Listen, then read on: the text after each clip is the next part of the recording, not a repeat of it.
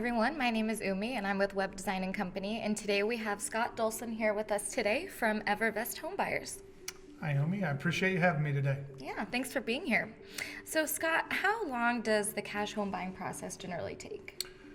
Well, there's different facets to that, but as far as the actual process of getting an appointment set up, that can be very quick.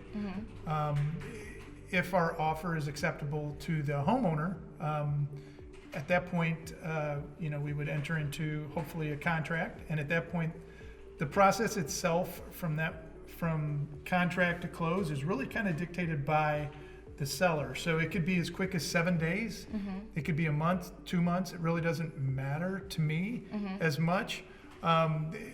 The big thing we're kind of looking for is what's called clear title. So when we buy the property, make sure that everything's paid off on the home. But as far as the condition of home, anything like that, we're really not worried about that. That'll be factored into the purchase. The process itself doesn't take very long, can be very quick. Just kind of tailored around when the homeowner wants to actually have the house sold. And I find if a person has a vacant home, a lot of times, they'll want it quick, especially if it's in the winter.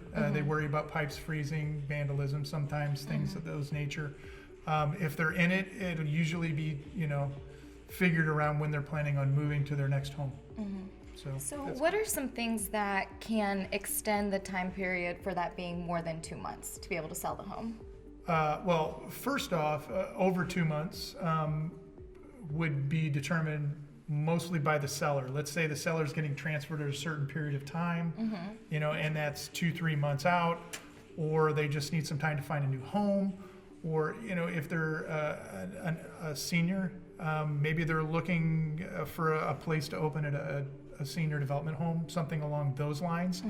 On the bad side of things, sometimes that'll get extended from the seller side when they're going to sell and on their title work. So it could be anything from maybe they had a loan years ago that they did pay off, but the bank, for instance, didn't file what's called a deed of release, which is basically recorded down the recorder of deeds, and that deed specifically states that loan's been paid off. So our title company will basically dig into that and try to get that release from the bank. And hopefully the bank's still around. If not, it can be kind of hard. It's a little bit like going down a rabbit hole sometimes, where you have to find the right bank to be able to get the release, and that can extend it out sometimes. So from my perspective, we're going to close on the day of closing. Sometimes